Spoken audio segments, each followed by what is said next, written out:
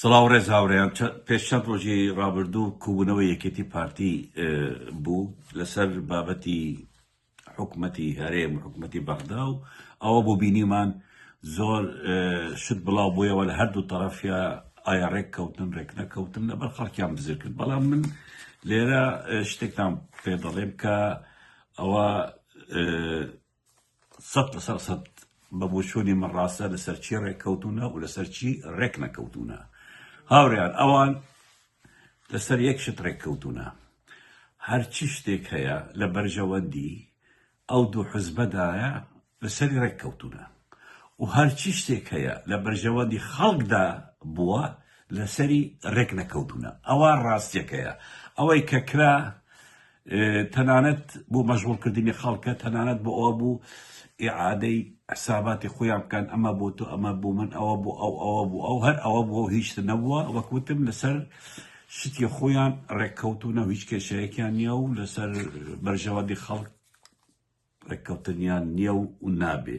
هەڵبەت مەسەلەی حکومەتی هەرێمیش و پەرلەمانیش کە دانانیشی حکومەتی هەرێمیش دروست نابێ، ئەوە گەورەترین دەستکەوتی ئەو دوو حزبەیە، گەورەترین دەستکەوتە.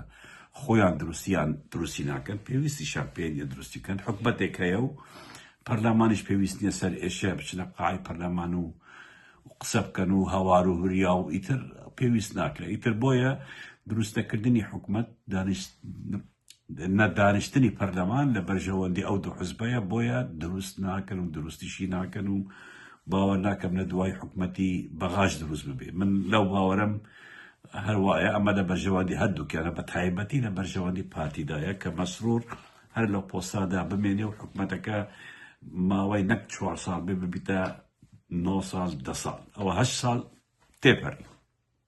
ئەلبەت شتێکی تازان لەوێ باس کرد کە ئێمە دەمانەوێ ئەنجومەنێکی سیاسی کوردستان دروستکەین. طبعاً ئەنجومەنی سیاسی کوردستان لە کێ پێک دێ؟ هەر لەمانێکە ئەیان بینین کە ڕێککەوتون لەسەر دابەشکردنی بەرژەوەندەکان بۆ خۆیان و دژی ملت بن. ئەم ئەنجومەنەش هەمان کاری خۆی دەکا ئەگەر دروست بکرێت. چەندە من باوەڕ ناکەم دروست بێت، چونکە ئەو حزبەکانی تر کەس ئامادە نییە بەشدار بێ، یعنی بەشداری ئەو ئەنجومەنە بن کەواتە بەشداری حکومەتیش دەبن. ئەم بڕیارانی ئێستا دەبن. ئەم ئەنجومەنەش دروست نابێ و کەڵکیش نییە، دروستیش بێ هەر بوو ناوە، هیچی تر نییە کە ناوێک لە مەسعود بارزانی زیادکەن و سەرۆکی ئەنجومەنی سیاسی کوردستان. من پێشنیار دەکەم لە خەڵکی کوردستان کە ئێمە هەمومان بە یەک دەست، بە یەک دەنگ، بە یەک ڕەنگ سەرکردایەتی ئەم دوو حزبە وەک سەردەمی کۆڕۆنا کەرەنتینان بکەین. کەرەنتینا بیان خەینە قاعەیەک و دەرگانە سەر دایخین تاکو ئەم ملەتە سیڕەحەت بکە، تاکو ئەم ملەتە بتوانێت بژی، تاکو نەجاتمان بێ لەمانە. ئەمانە بەڕاستی وەک میکرۆبی یان جەرسۆمی کۆڕۆنان نابێ لە دەرەوە بن، چونکە لە دەرەوە بن خەڵک دائیمەن تووشی نەخۆشی دەبێت، دائیمەن تووشی پێویستی بە دکتۆر دەبێت، پێویستی بە عیلاج دەبێت. ئەمانە ئەبێ کەرەنتینە بکرێن و دوورکەون لە مەشهەدی سیاسی کوردستان.